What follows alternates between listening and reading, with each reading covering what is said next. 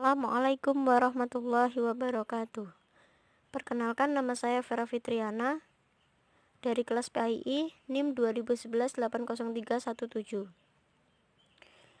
Baik, di sini saya akan sedikit memaparkan tentang teknik penelitian kualitatif. Dalam teknik penelitian kualitatif, di sini saya membahas tentang populasi, sampel, dan sampling. Yang pertama, populasi. Populasi berasal dari bahasa Inggris, yaitu population, yang berarti jumlah penduduk. Jadi, populasi adalah keseluruhan objek penelitian yang terdiri dari manusia, benda, hewan, tumbuhan, gejala, nilai tes, atau peristiwa sebagai sumber daya yang memiliki karakteristik tertentu di dalam suatu penelitian. Dan populasi di sini itu dibagi menjadi 4 bagian. Yang pertama, populasi terbatas atau populasi terhingga. Yang kedua, populasi tak terbatas atau populasi tak terhingga. Yang ketiga, populasi yang bersifat homogen. Dan selanjutnya, populasi yang bersifat heterogen.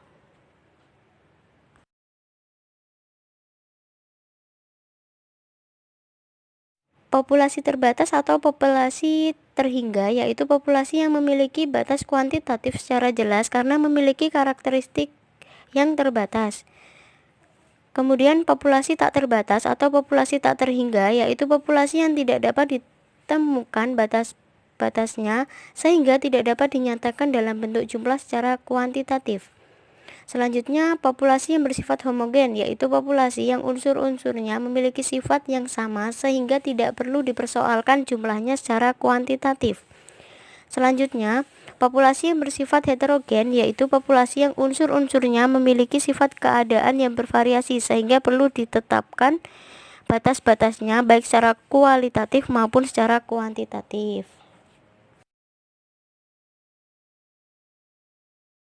Menurut Frankly and Wallen dalam Meyatim Rianto 1996, populasi adalah kelompok yang menarik peneliti di mana kelompok tersebut oleh peneliti dijadikan objek untuk menggeneralisasikan hasil penelitian. Dan dibagi menjadi dua. Yang pertama, target population atau dapat disebut actual population adalah populasi yang dianggap peneliti benar-benar sulit untuk menggeneralisasikannya atau jarang didapatkannya. Yang kedua, accessible population adalah populasi yang digeneralisasikan dengan tanpa kesulitan oleh peneliti. Sampel adalah sebagian atau wakil dari populasi yang akan diteliti. Menurut Nazir, mengatakan bahwa populasi adalah berkenaan dengan data, bukan barang atau bendanya. Sedangkan menurut Sugiono, bila populasi besar dan peneliti tidak memungkinkan mempelajari semua yang ada pada populasi karena keterbatasan dana, tenaga, waktu, maka peneliti dapat menggunakan sampel dari data yang diambil dari populasi itu. Nantinya yang dipelajari dari sampel, yaitu kesimpulan yang didapat akan diberlakukan untuk populasi tersebut. Masalah yang ada pada sampel. Di sini saya menyebutkan dua. Yang pertama, penelitian bermaksud mereduksi objek penelitian sebagai akibat dari besarnya jumlah populasi, sehingga harus meneliti sebagian saja dari populasi. Yang kedua, peneliti bermaksud mengadakan generalisasi dari hasil-hasil penelitiannya dalam artian mengenakan kesimpulan. Adapun alasan-alasan peneliti dilakukan dengan menggunakan sampel sebagai berikut. Yang pertama, ukuran populasi. Dalam hal populasi tak terbatas atau tak terhingga, berupa parameter yang jumlahnya tidak diketahui dengan pasti, pada dasarnya bersifat konseptual. Yang kedua, masalah biaya, yaitu besar kecilnya biaya tergantung juga dari banyak sedikitnya objek yang diselidiki. Yang ketiga, masalah waktu, yaitu peneliti sampel selalu memerlukan waktu yang lebih sedikit daripada penelitian populasi. Yang keempat, percobaan yang sifatnya merusak, yaitu banyak penelitian yang tidak dapat dilakukan pada seluruh populasi karena dapat merusak atau merugikan. Yang kelima, masalah ketelitian adalah salah satu segi yang perlu diperhatikan agar kesimpulan cukup dapat dipertanggungjawabkan. Ketelitian dalam hal ini meliputi pengumpulan, pencatatan, dan analisis data. Yang keenam, masalah ekonomi. Dan yang terakhir, pertanyaan yang harus selalu diajukan oleh seorang peneliti.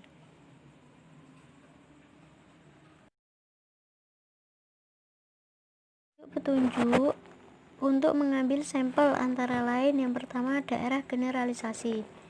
Daerah generalisasi adalah menentukan terlebih dulu luas populasinya sebagai daerah generalisasi. Selanjutnya, barulah menentukan sampelnya sebagai daerah penelitiannya. Yang kedua, penegasan sifat-sifat populasi dan ketegasan batas-batasnya.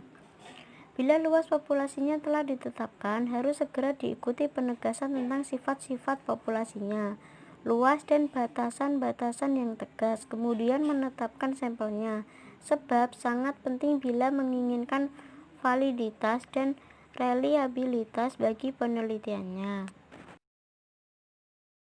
Sumber-sumber informasi tentang populasi. Untuk mengetahui ciri-ciri populasi secara terperinci dapat diperoleh melalui informasi dari beberapa sumber populasi tersebut.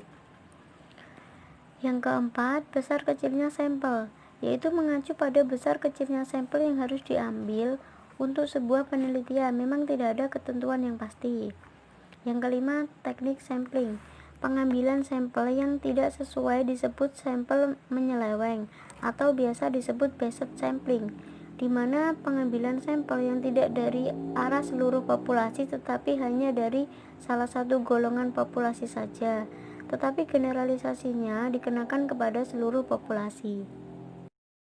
Selanjutnya, teknik sampling. Teknik sampling merupakan teknik pengambilan sampel yang secara umum terbagi dua, yaitu probability dan non-probability sampling. Yang pertama, sampling random atau probability sampling, yaitu pengambilan contoh secara acak atau random. Itu dibagi menjadi 4. Yang pertama, teknik sampling random sederhana. Yang kedua, teknik sampling bertingkat atau teknik sampling berlapis, berjenjang, dan petala. Yang ketiga, teknik sampling cluster atau teknik sampling daerah. Yang keempat, teknik sampling sistematis atau teknik random sampling sederhana yang dilakukan secara ordinal.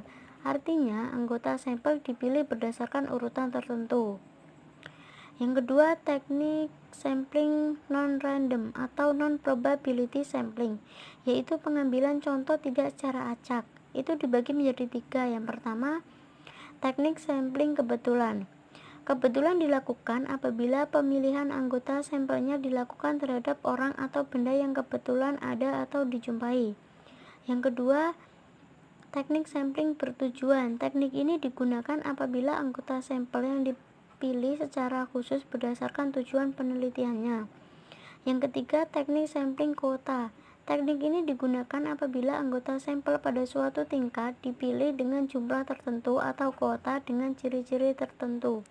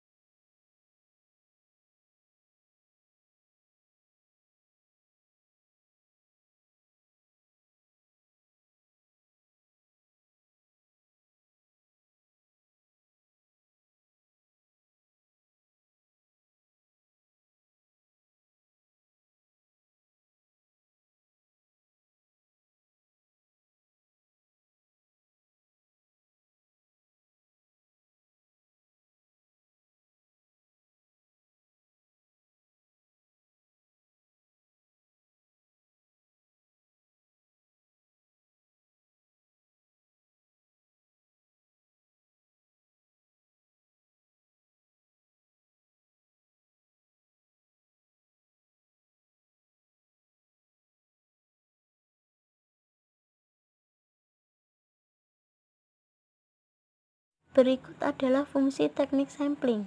Yang pertama, mereduksi anggota populasi menjadi anggota sampel yang mewakili populasinya atau representatif, sehingga kesimpulan terhadap populasi dapat dipertanggungjawabkan.